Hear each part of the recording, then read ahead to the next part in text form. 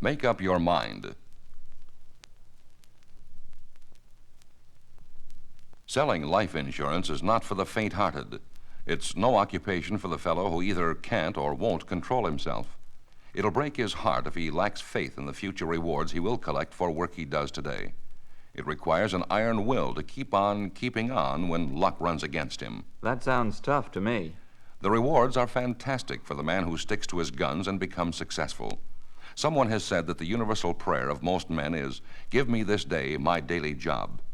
The man who can sell life insurance has a job for life, and a good one, too.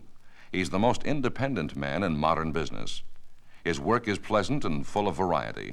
He visits with men he likes and helps them solve their financial problems.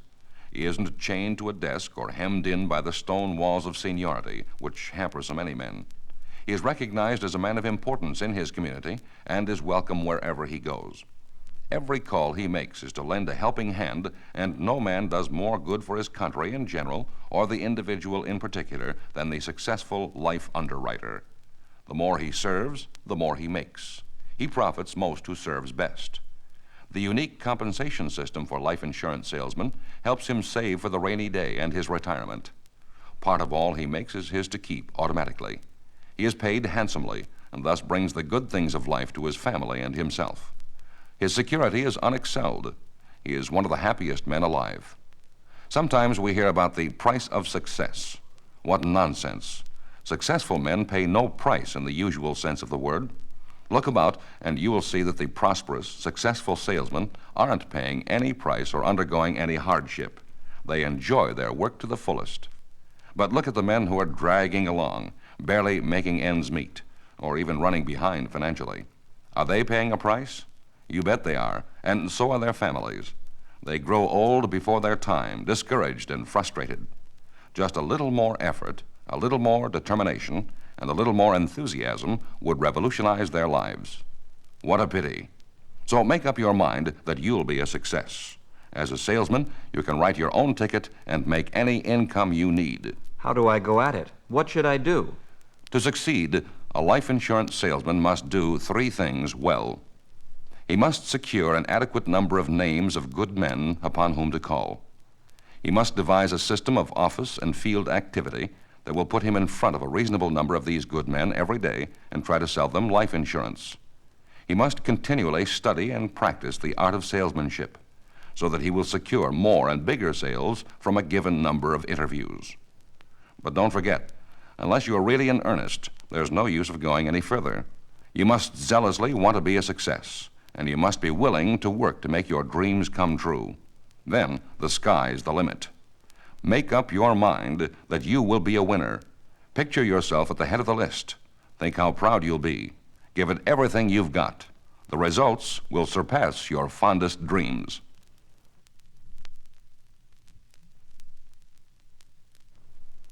Organize yourself. Many salesmen spend most of their time trying to figure out what to do next. They get up in the morning and don't know whether to go to the office or not. They make a haphazard call, then wonder where to make the next one. All day long, it's a constant repetition of this aimless confusion. No wonder they're unhappy and behind in their bills. When the sales leaders of several hundred life insurance companies were asked what one thing distinguished them from the men who failed, the answer was almost unanimous: planning. These men engineer their activities and know exactly what they were going to do and when they were going to do it. Clay Hamlin, one of the legendary figures of the life insurance business, coined the phrase, "The beginning of definiteness is the end of confusion." He wrote fantastic amounts of life insurance long before the days of mass selling. The man who wants to be a success as a life underwriter must set up a reasonable system and stick to it. It must be one that will challenge his best efforts, but not beyond his ability to achieve and surpass.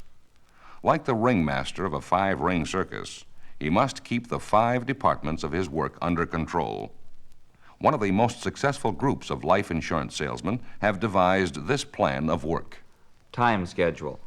These men arrive at the office at 8:30 and leave at 9:15 for their first calls. They return at 4 or 4:30 and spend an hour setting up plans for the next day. They spend the noon hour with a prospect and work at least 3 evenings a week. they apply the banker's test when they are tempted to deviate from their time schedule. This is imagining they are working in a bank at a salary of $1,000 a month. Would they ask the president of the bank permission to leave for a haircut, a cup of coffee, or any other unimportant reason? Study. Each day or night they spend at least 30 minutes studying life insurance, salesmanship, psychology, or other subjects related to the selling of life insurance. Prospecting. They make this a daily process, securing a minimum number of names of good men to add to their prospect reservoir. Soliciting. They send at least 20 direct mail letters each day, give at least 4 sales talks each day, drive for at least 3 sales a week, and maintain membership in the App a Week Club. Records. Record keeping is kept to the minimum, but age changes, birth dates, prospect cards, commission records, policyholder data, and other essential records are kept up to date. Desk work is kept simple. These successful men keep score on the Big Six, which are the 6 elements of a life underwriter's activity. These are: 1. New names secured daily. 2. Face-to-face contacts made daily. 3. Interviews or sales talks made daily. 4. Nights spent soliciting each week. 5. Lunch dates each week. 6. Charts or proposals prepared each week. The number of these work units secured will vary with different men, but they realize that selling life insurance is a piecework job. A man is paid for doing the things that produce sales and not for the hours he works. They are free from worry, relying on the well-known law of averages that will produce business certainly, sooner or later. Adapt this plan to your own situation if you feel you aren't well organized. The results will astound you, and you'll be healthier, wealthier, and wiser.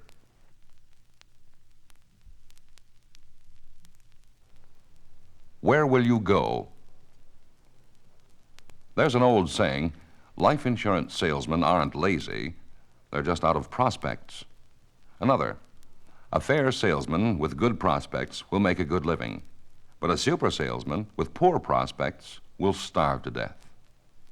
Many life underwriters are like the little girl who learned some swear words.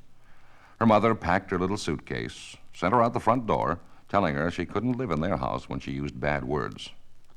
The little girl went to the curbing and sat down. Finally, the mother, consumed by curiosity, went out and asked, "Oh, Mary, why don't you go away?" The little girl replied, "I don't know where the hell to go."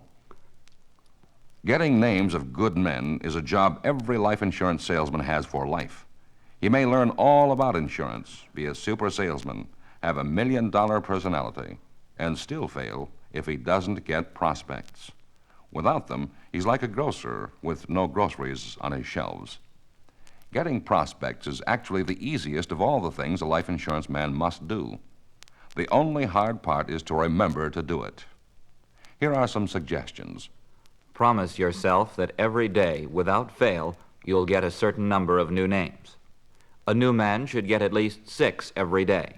An older man may need to get only 2 to keep his hopper of good prospects full.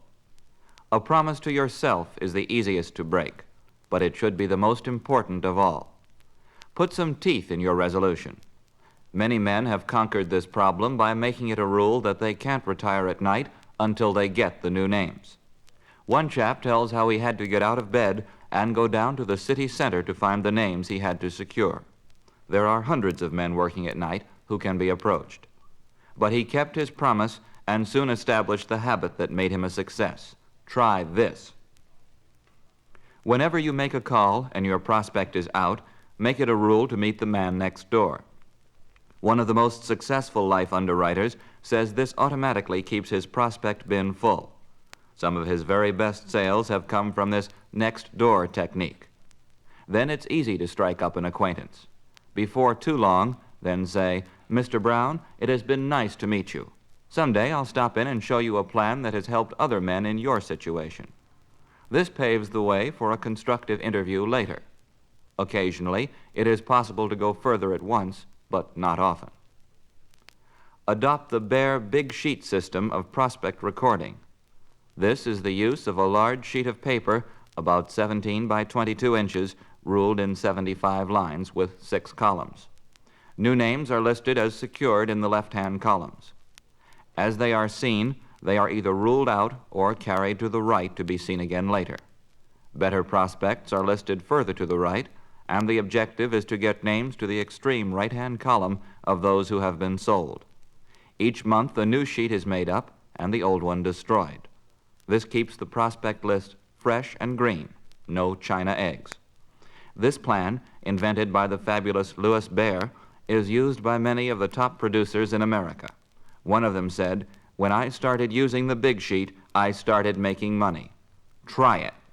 Every salesman knows the usual way to get names: cold canvas, referred leads, center of influence, nests, endless chain, observation, and all the rest.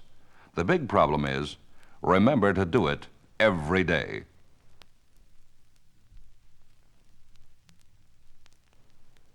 How to solicit. Every life underwriter knows he must make calls and give sales talks, but far too often he overlooks some of the fundamental and obvious rules of soliciting. Even though he's a veteran in advanced underwriting, he must not forget some of the basic principles, like running, blocking, and tackling in football. Here are some pointers. Number 1. List your calls for the day in the order you're going to make them. This must be done the previous night. Be sure you have with you any essential data that is needed on any of your calls. This is paramount. Number 2. A good salesman always has his papers, rate books, forms, and other necessary material readily at hand. Fold forms front side out so that they are easily identified. Fold all such papers inside scratch paper, not only to keep them clean, but also to get them out in the open at the start of every interview. Number 3. Use a pen instead of a pencil in figuring and making diagrams before a prospect. Otherwise, you must reach for your pen at the closing time, like a bandit reaching for his gun. This will often make a man shy away. Number 4. Be fastidious about your personal appearance and keep your clothes in good order. Carry pencils, pens, and notebooks in your inside pockets where they'll not be unsightly. Replace any proposals, charts, pictures, or other such material whenever they get dirty. Turn your rate book in for a new one the minute it looks at all shabby. Number 5. Some salesmen don't like to carry anything, but most prospects aren't worried at all by seeing a man show up with an attractive briefcase. Carry an extra set of all forms, folders, and other material in your car. It's amazing how often this will prove to be a lifesaver. Number 6. Your manner must be confident and happy. When entering an office, act just as if you went in to pay a bill. One good idea is to imagine you just found a wallet with $5,000 in it and are bringing it in to the owner. How would you act? Would you timidly ask if you could see Mr. Brown? Of course not. Yet the call to sell life insurance may be worth many times $5,000 to the prospect. Number 7. Always appear busy, or you will lose the respect of those who observe you. Don't wait long in a man's office. Either go to another call or go somewhere else. One time I stepped out of a doctor's office into the hall. I wrote $10,000 on a painting contractor working there. Never did sell a doctor. Number 8. Make every call pay off with a sale, a new prospect, or a return date at some future time. Discard names ruthlessly unless they look promising. Too many China eggs that will never hatch have ruined thousands of salesmen. Number 9. Remember that smile. People don't like to deal with men who look grim and unhappy. Number 10. Be alive and enthusiastic. Nothing can take the place of enthusiasm. Make each call as if you had just finished making the best sale of your life. This one may be it. Review these 10 points and then think of some more of your own. Soliciting and selling are great arts. Be an artist at them. Break into his mind. For every sale that's lost because of a poor closing, at least 15 are lost because of a poor opening.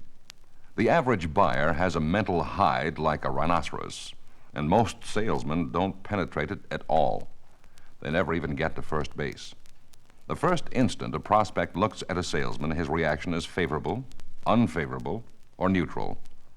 As soon as he hears him speak, this judgment is more firmly established. The first 10 seconds make or break him. Therefore, a life underwriter must study ways and means to make himself quickly acceptable to those he approaches. Here are some suggestions. First, Be sure your appearance is the best you can make it. Check your manner, your bearing, your smile, your clothes, hands, papers, and everything else that the prospect will see when you show up. second, Enunciate clearly in a conversational tone. Don't mumble. Speak loud enough to be heard distinctly, but not so loud as to be heard by others in the office. third, If the prospect is obviously busy, preoccupied, in a bad mood, or in a crowded place, excuse yourself and go back later. Never try to sell a man over a counter or under any other definitely unfavorable circumstances. fourth, Your first sentence is of tremendous importance. Many feel that the first word should be about the prospect and not about the salesman. Instead of saying, "I'm Mr. Brown with the Ajax Mutual Life Insurance Company," say, "Mr. Henry, I came to see you because you have a better job than the average man. My name's Brown, and I'm a life insurance man." Another example, "Mr. Waters, I've been told you are the best tax attorney in town. My name's Brown, and I'm a life insurance man." Another, "Mr. Blake, I've often passed your building and promised myself that someday I'd come in and meet the man responsible for it. My name's Brown, and I'm a life insurance man." fifth, Dispose of objections swiftly. Don't be detoured. Remember, your objective is to get on with the interview so that a sales story can be made. Here are some examples. I really can't afford to buy any insurance just now. "Mr. Blake, I make it a point to call on successful men only. That's why I came to see you. You may not want what I offer, but I know you can afford it.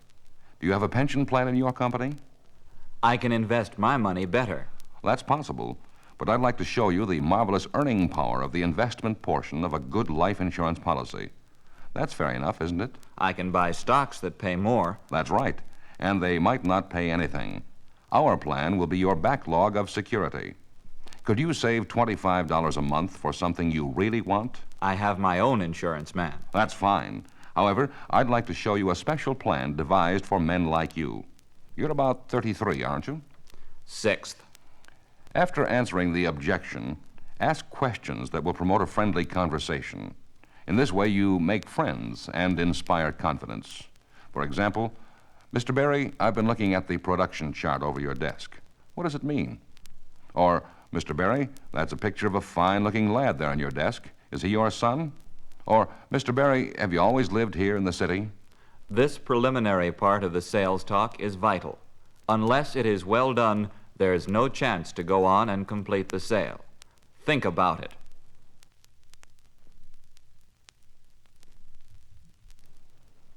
Sharpen his appetite. After developing a friendly relationship with his prospect, the salesman must arouse his interest in life insurance and what it will do. Otherwise, there's no chance for him to proceed and make him want it. Master salesmen operate in many ways, and there's no right or wrong method. However, here are some general principles. In order to break from the friend-making conversation to the sales talk, say, "Mr. Burke, have you seen this?" Or, "Mr. Burke, let me show you something." Then, without pausing, launch into a description of the material to be shown. Always use the visual appeal. The eye is many times more powerful than the ear in carrying messages to the brain. Good salesmen utilize the eye appeal in every way possible. Charts, pictures, folders, and novelty items are wonderful aids. Learn several icebreakers, which are short little stories with pen diagrams drawn as the story progresses. They're irresistible. Show your own policies or program. One of America's greatest life insurance salesmen makes this his standard approach. He says, "Mr. Gray, I'd like to show you the type of work I do. Here's a summary of my own life insurance program." This never fails to excite interest. Then he goes on, saying, "I'd like to do some work for you. There won't be any obligation at all, and I'll enjoy doing it." Try to be unusual. Show travel folders to interest a man in a trip to Europe or the Orient when he retires. One man shows folders of attractive mobile homes. He explains that the prospect can have one when he retires, if he plans for it and buys a trailer policy. Another sells golf policies, which are endowments falling due at age 65 to pay dues and expenses for a golf club. A dollar bill with a stamp on it excites curiosity, and the underwriter tells how a man can mail as many to himself as he wants. Show a profit. Every man wants a profit when he buys anything. Point out that the plan you'd like to demonstrate will yield a profit. Live, die, or quit. At most all ages, this can be done. Emphasize that buying life insurance is a character purchase and that only men of high principles are interested. Remind the prospect that he may need cash for emergencies or opportunities, and this is the only sure way for him to prepare for it. Build up interest in the plan you expect to present by telling him that it will guarantee that money will be on hand at the time he will need it most. Ask questions to arouse interest, such as, how would you like to retire 5 years earlier than the average man? How would you like to have 25% more money to live on without worrying about your family's future? How would you like to buy yourself out of your business at 65? What would you wish for your daughter more than anything else? After the prospect's interest has been captured, then decide upon the sales story to be used. Without gaining his complete attention, he will listen with only half an ear and the sale will be lost. Sharpening his appetite makes him anxious to hear more. It's a vital part of the sales process and must be done with conviction and enthusiasm.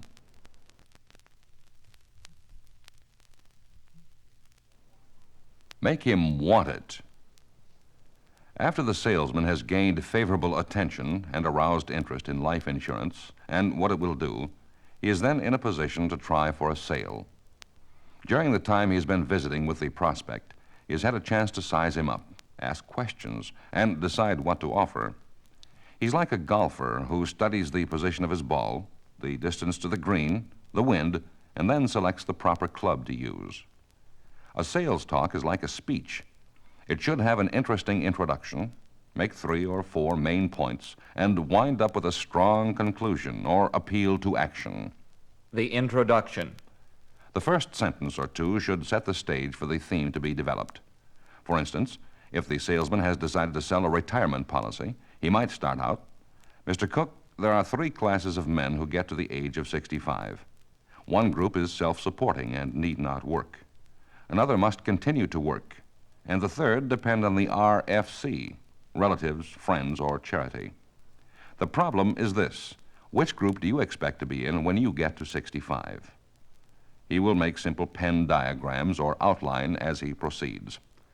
The body of the talk. In this part of the talk, the life underwriter explains how the problem can be solved by the use of life insurance. In the situation just described, he can continue, "Now, Mr. Cook, the reason most men fail to attain financial independence at age 65 is very simple. They either have no plan or the plan they have doesn't work.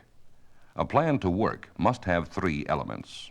1, it must be absolutely safe and certain and self-completing in case of disability. 2, it must be so arranged that a man will be strongly encouraged to continue it.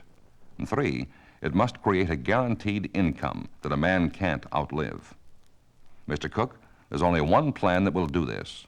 A retirement income policy is backed by the countless millions of securities held by our company, so it's positively safe.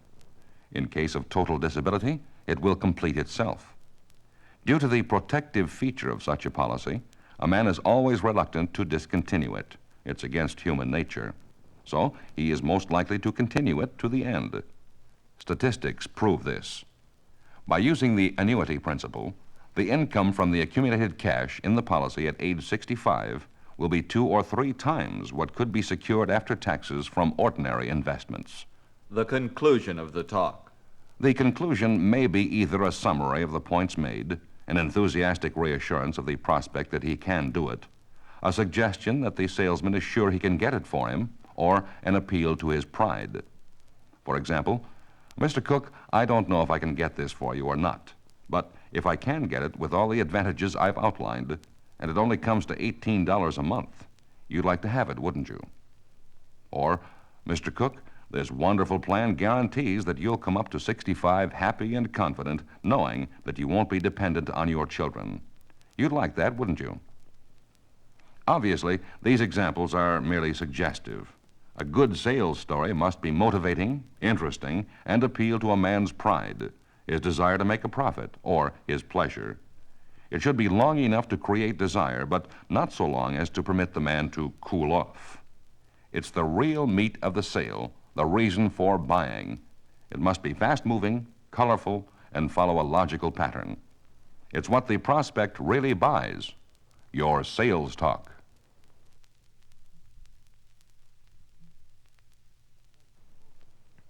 Closing the business. Sometimes we hear this statement: John's a good salesman, but a poor closer. This is ridiculous. A man who can't close is no salesman at all. He may be an entertainer, or more likely a bore. But unless he gets the name on the dotted line and collects the money, he's not a salesman. It has been said that the close starts from the very first instant the salesman calls on the prospect. While in a sense this is true, there are many men who can make a good approach, excite interest, give a good sales story, and still not get the order. Closing depends on the quality of the prospect and his ability to pay, the salesman's ability to create desire and make him want the insurance, and his skill in making it easy for him to buy and hard for him to refuse. The underwriter must have the courage to start closing early and the endurance to keep on trying. Here are some suggestions. Have all forms needed to wind up a deal in readiness. Have them out in the open from the very start of the interview. Lay them on the desk with your other papers when you start your sales story. When you have given your sales talk and have apparently created a desire for the insurance and have summarized your sales points, shut up. Be absolutely quiet and make the prospect break the silence. This is known by good salesmen as the silent period. By his words at this point, you can tell if he's ready to sign up or if more selling is required. A weak objection such as, "I don't think I should do this right now," is the same as his saying, "I'll take it." Don't answer such objections at all. Ignore them and ask him a question such as, "What's your wife's first name?" Then proceed to fill out the application. Assume consent. Convince yourself that of course he'll take it. Don't ask, "Will you take this plan?" but say, "Do you want to pay cash or give a check?" This is also known as the fatal alternative, since either way is a sale. Ask minor questions to start the close. For example, were you born in Chicago? Or do you get your mail here at the office? Or what's your wife's first name? An answer indicates consent. Sometimes a case can be closed by starting with the medical questions on non-medical applications or by asking the prospect to be examined to see if he can get it. The salesman can meet him at the doctor's office and finish the deal there if all looks favorable. Don't watch him sign the application. After a long, hard sale, many men are likely to feel that they're being defeated by the salesman, so they don't like to be observed giving up. One good method is to simply hand him the application, point to the place where he is to sign, say right here, and then get busy with some papers and not watch him. Learn some short, one-minute sales stories to clinch the deal when more selling is necessary. There are many such wonderful closers. Sometimes they are human interest stories that bring out the desirability of doing it now. Keep on trying. Sometimes staying an extra 5 minutes is the difference between making a fine sale and losing it. Start the close sooner than you think is right. You'll often be surprised. Remember always that for you to let down when you should sell is to cheat the prospect and yourself. Selling life insurance is one of the most rewarding occupations in the world. Do your best, and it will repay you with money, happiness, and satisfaction.